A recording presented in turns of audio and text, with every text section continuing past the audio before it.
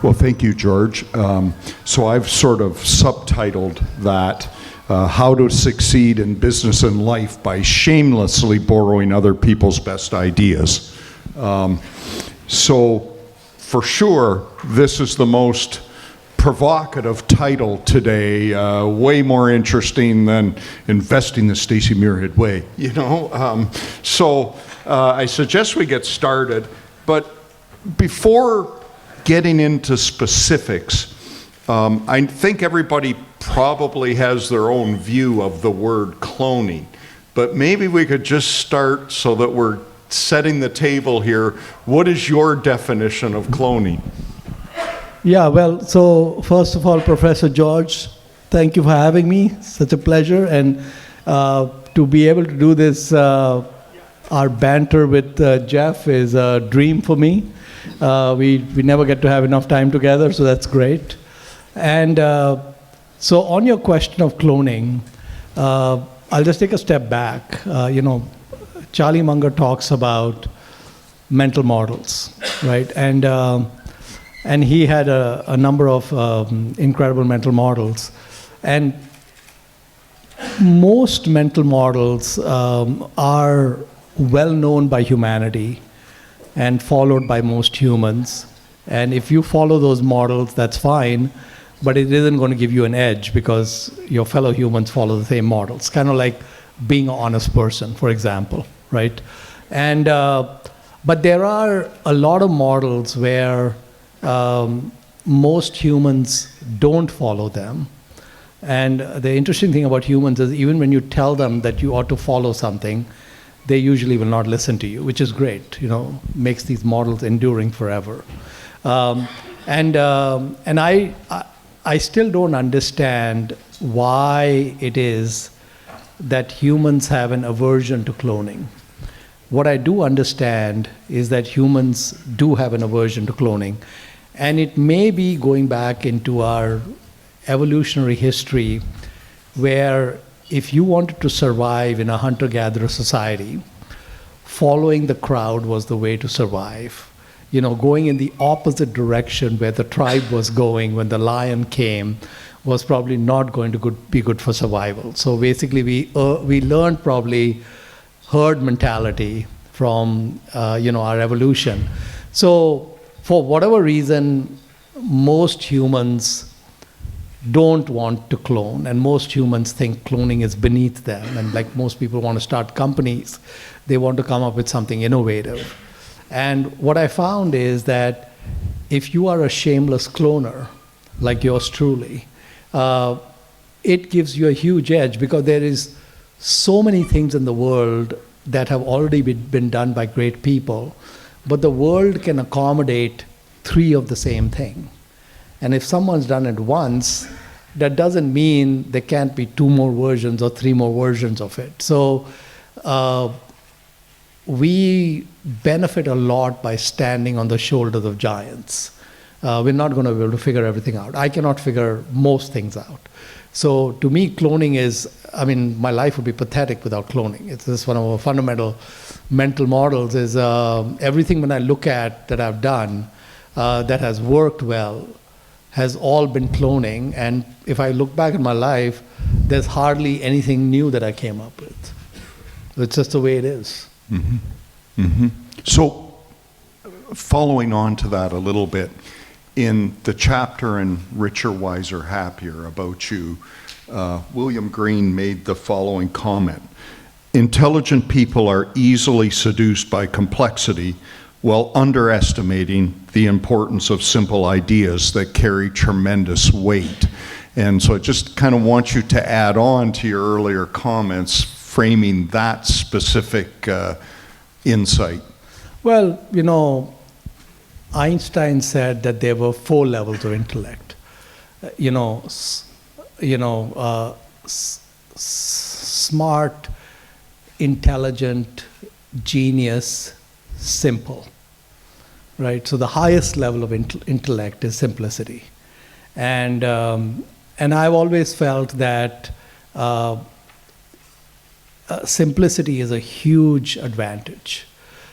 because we can always have things straight in our head. We kind of know where we're going. If we're in a team, it's good to get the team directed in the same way. So I've always been naturally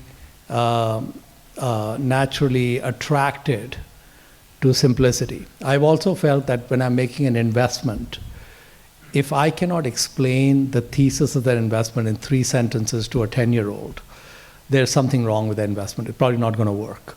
And so the importance of distilling everything down to a set of very simple, basic principles is important. And I think with cloning, if you can understand what you are trying to clone, and again, boil it down to its simple essence, executing that cloning becomes easy then. Okay. So you've obviously, and you've already mentioned it, the importance of Warren Buffett and Charlie Munger as part of this whole process. I mean, you were operating TransTech when you were first exposed to Warren Buffett. So that was kind of the light bulb moment for you. Can you take us through how that unfolded and why that hit you so powerfully? Yeah, so, and this ties into the cloning idea. The Buffett partnerships, which were one of the most successful partnerships run by any hedge fund, ended in 1969. He ran it from 56 to 69. He actually shut it down in 70, but he was basically done with investing in 69. And I started Pabrai investment funds in 1999, 30 years after Buffett ended his partnerships. And what blew me away at that time, which again reinforced for me the inability of humans to clone, is that Buffett had a very unusual fee structure in his partnership, 0-6-25, 0% annual fees, 6% hurdle, and then above the 6%, he got 25% of the upside. And the 0-6-25 fee structure is a win-win for everyone. The investor wins, the manager wins, everyone wins. And nobody went for this win-win structure. So I said, okay, we have the greatest investor ever with the greatest hedge fund ever, and that thing got put into cold storage in 69, and the Indian guy comes along in 99, 30 years later, and nobody has cloned the model. So I said, hallelujah. This is exactly what I thought my fellow humans are capable of. They cannot fucking clone. And so I said, the Indian guy's going to do it. So I basically set up a fund to do that. And what I did when I set up the fund is the early investors who came in, I reinforced for those investors in my investor meetings how important the zero fees were, right? Because I knew that they would not be able to find another manager with zero fees. And so I told them, listen, the zero fees is really important. And your family money has to all be invested with zero fee managers. So go find all the other zero fee managers. And more importantly, tell all your friends that they need to be with zero fee managers. And their friends came to me, which was great, because I was a monopoly. So it's always great to be a monopoly. And many years later, when I became friends with Charlie, and I was saying this to Charlie, and I said, Charlie, this Buffett partnerships ended in 69 and then 99, 30-year period. He says to me, Mohnish, I have to correct you. There were a few humans who had cloned Warren. I said, yes, but Charlie, I couldn't find them. And nobody could find them. He said, yeah, nobody would be able to find these people. They were very obscure, and there were very few.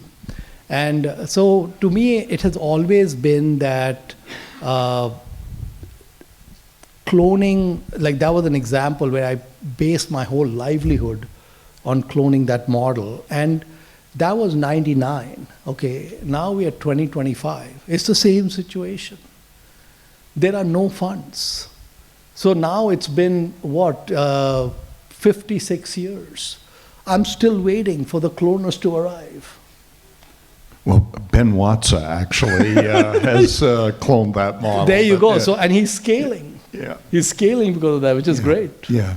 So, I mean, that's cloning of the operational or the structural model of the Buffett partnership. There's still the whole investment piece. And I want to emphasize to everyone here that Mohnish has adopted cloning in every aspect of his life, and we're going to get to some of that. But it seems to me the obvious question right now is, okay, I would guess that everyone in this room has read either books about Warren Buffett or a good portion of the Buffett letters. So what were the best ideas that you cloned on the investment philosophy side of Buffett and Munger? Yeah, and I think so on the investing side, the term value investing is a redundant term. All intelligent investing is value investing. There's no such thing as, anything else. So basically, really, it should just be investing. It's not value investing. On the investing side, I feel that I did a terrible job at cloning. And the reason I did a terrible job at cloning is because I overdosed on Ben Graham for the longest period, and I underdosed on Charlie Munger. And what really should have happened was the other way around, And but the thing is that when you clone, even when you clone suboptimally, you still end up in paradise, right? And so what took me the longest time to figure out, I would say that I probably figured this out maybe 7 or 8 years ago. So I've been an investor following Buffett, etc., for now 31 years.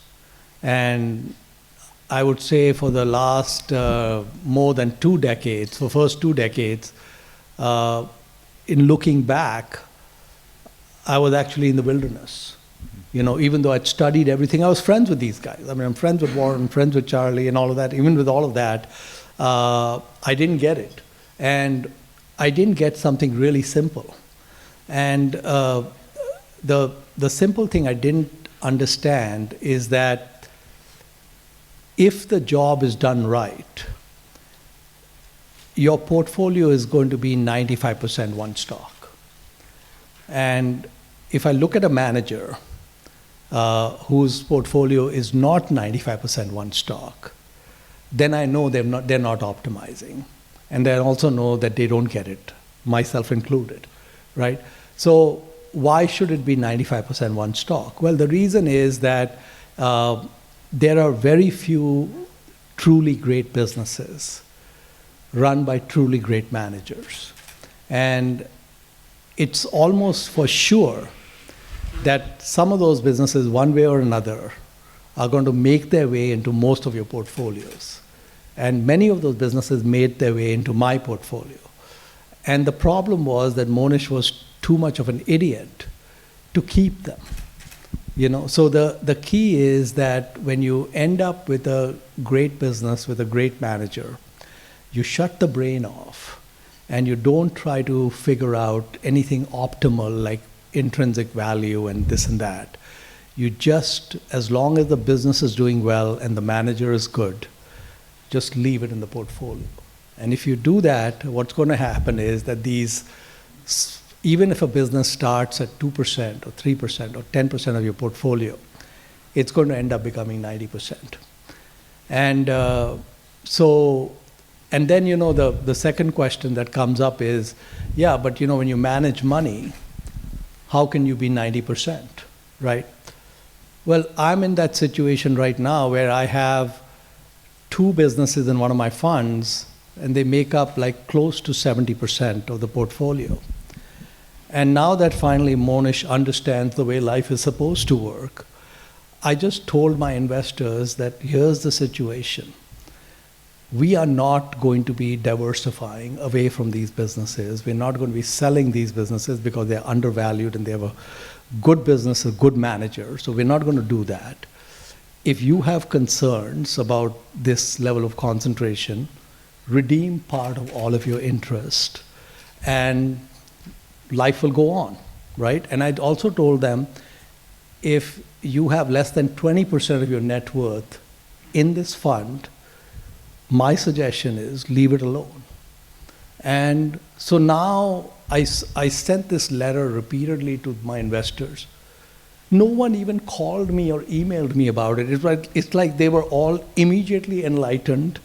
I didn't get redemptions. I said, wow, what a truly gifted group. And so now at 70%, they don't seem to be losing any sleep. So why would they lose any sleep when we get to 90%? It's okay.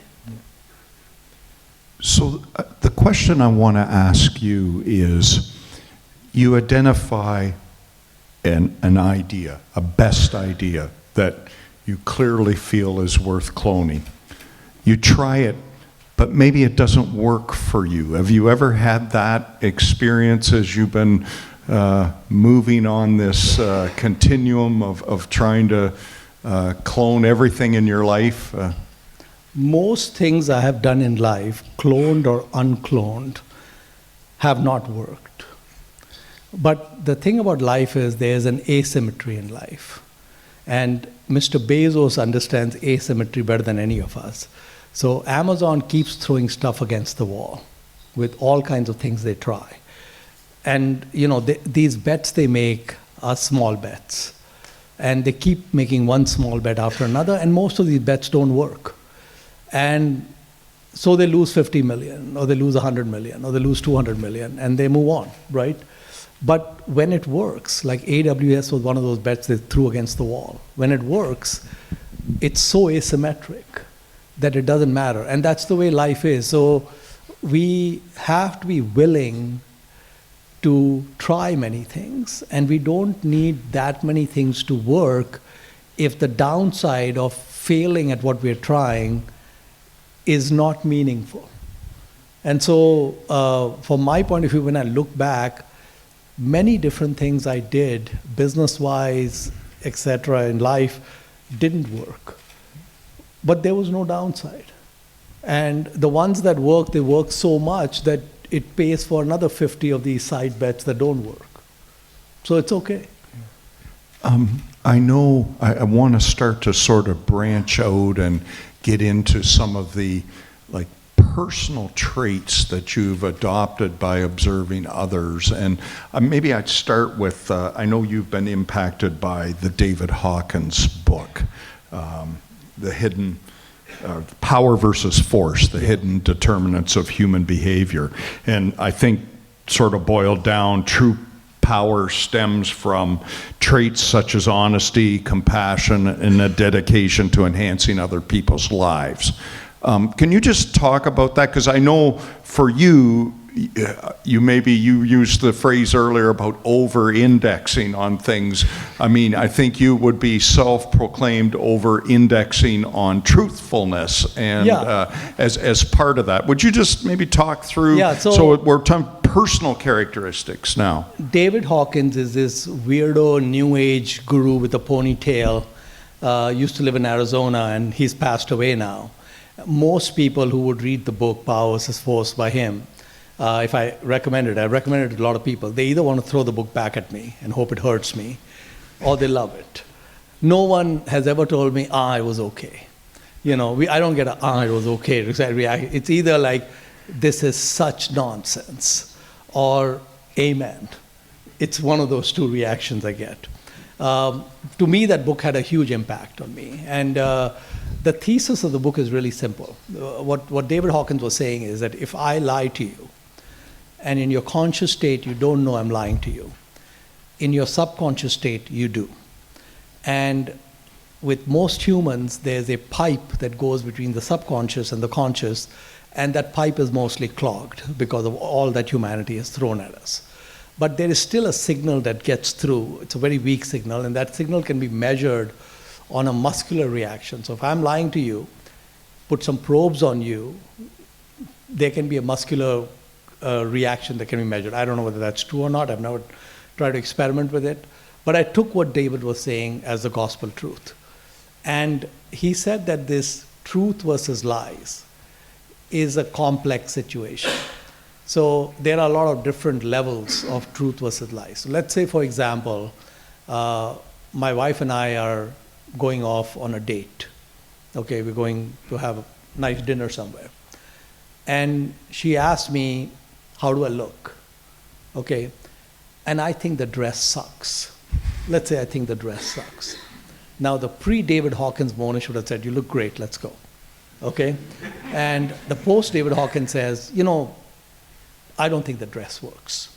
Now, when I do that, I don't think the dress works, the date night might be over. Okay? But what happens is the relationship becomes stronger. So you take some short-term pain for some long-term gain. Because she knows that when I ask him, how's this or how's that, I'm getting a real answer, right? I'm not getting some whatever. So the important thing is to wipe out the white lies and wipe out the small lies. So this truth versus lies, the truth is on a log curve. So if you go to the extreme end of the log curve, you are now getting to people like Jesus and Buddha and Gandhi, and of course we're not going to get there, okay? But you go a little bit below on the log curve, and now you get to Warren Buffett and Charlie Munger and all of these guys that we can actually see and touch, right? So we may not even get there. But if you make a deliberate attempt to go as far up that log curve as you can, like what Munger says, the world does not work on contracts, it works on trust. And to be trusted is a huge advantage. And so when you start applying this principle of truth versus lies and inner scorecard, outer scorecard, and you don't just give it to the world unvarnished, and you prefer truth over diplomacy and all of that, to me that's a very powerful mental model because it gives you such a big edge in life. And so that's why I like David Hawkins. Well, you're making me feel inadequate right now. I've never done that on date night. But now, Jeff, you're going to. I'm not sure, actually. You can get there, Jeff. You can get there.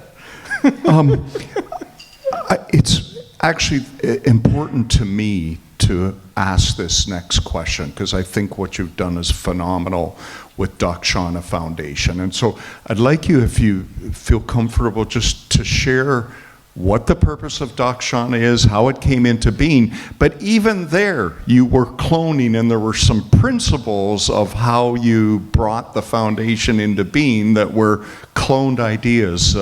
But just would love to hear an update on Dakshana and some of these concepts. The Dakshana model is so far beyond my pay grade that I could never come up with it. So there is no possibility the Mohnish would have ever been able to come out. So it's a cloned model like everything else is a cloned model. And I'll explain the model in a second, but this guy in Bihar, in India, which is a very desolate place, I read an article in Business Week in 2006, and he was running this amazing model where he was a very gifted math teacher. He was identifying 30 extremely poor kids in Bihar, mostly kids of farmers and laborers who were like fourth grade educated, whatever. And he was taking them in, providing free room and board in a slum in Bihar. And 10 months later, he was getting 90% or more of them into IIT, which is the MIT of India. So the IITs in India are a pure meritocracy. So they don't have any essays, they don't have any legacies, they have no set asides for people who donate money or any of that. There is one test, and probably the hardest test in the world. And basically, your rank on that test determines whether you get in or not.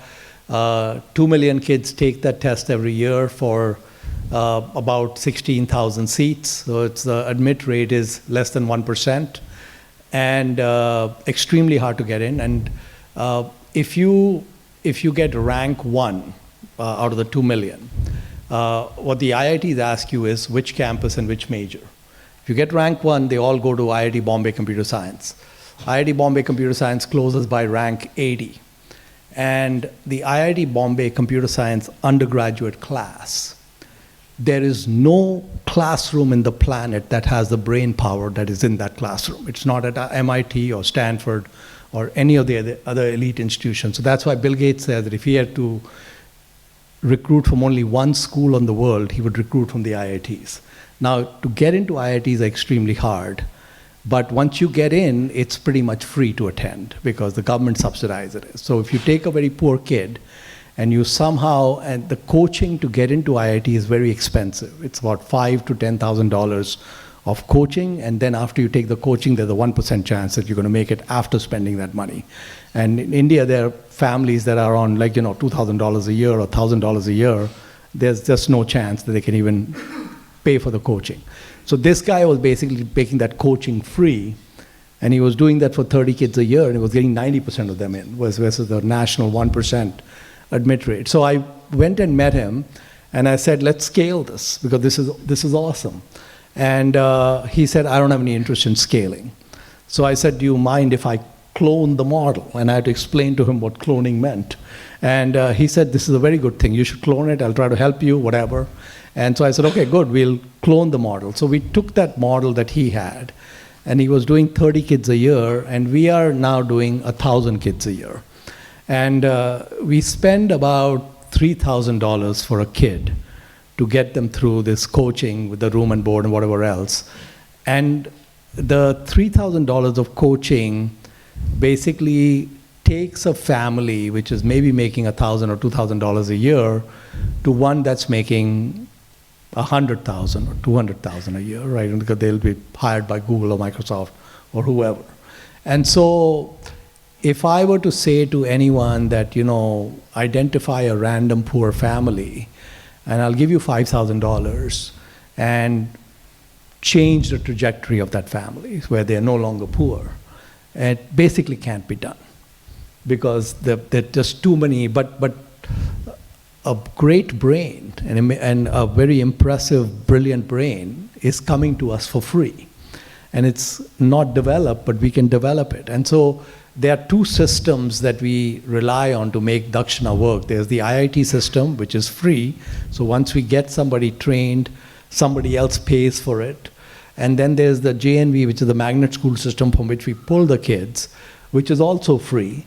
And so these two systems collectively spend about close to $250,000 on a single kid. The IITs are spending about $60,000 a year per kid because they're basically that sort of undergrad 1 year would cost, and the JNVs are spending maybe another $15,000, $20,000 over the thing. So basically Dakshana spends $3,000. The government does a, 60 to 1 or 70 to 1 subsidy, thank you, the government of India, and makes us look great. And so we are transforming these thousands of lives every year, and I was really surprised that the whole thing worked. It blew me away, actually. What are the latest statistics on the number coming through the Dakshana program that get accepted? Well, the latest numbers actually are even better than what I had ever imagined. So even more difficult than the IITs to get into India is the All India Institute of Medical Sciences, the med school, which is like the Harvard Med School of India. The admit rate on the AIMS admissions is 0.1%. So it's not even 1% like the IIT, it's 0.1%. 25% of our kids that we have now a medical part that we also do are going to AIMS. It's a 25% hit rate, which is extremely high. The ones who don't make it to AIMS get to other government medical colleges. But the 25% blew me away. I mean, that's unheard of. It's a 250x higher rate than the general population. And those doctors coming out of AIMS, those are some of the best doctors in the world. Deepak Chopra, for example, is an AIMS alum, and a lot of the many of the top U.S. doctors, etc., from AIMS. So, Listen, I think that's amazing, and so I'll tie it back to your inner scorecard. And I know you're humble, but on your inner scorecard, this must give you a lot of personal satisfaction what you've done. When I first started Dakshana in like 2006, 2007, I had a very lofty goal that whenever I passed away, people would not remember at all that I was an investor, but they would remember that I had something to do with Dakshana. And I still think I have like 3-4 decades to go. I have about like 30 years to go actually. And it's there, it's already there in many ways. It's really, and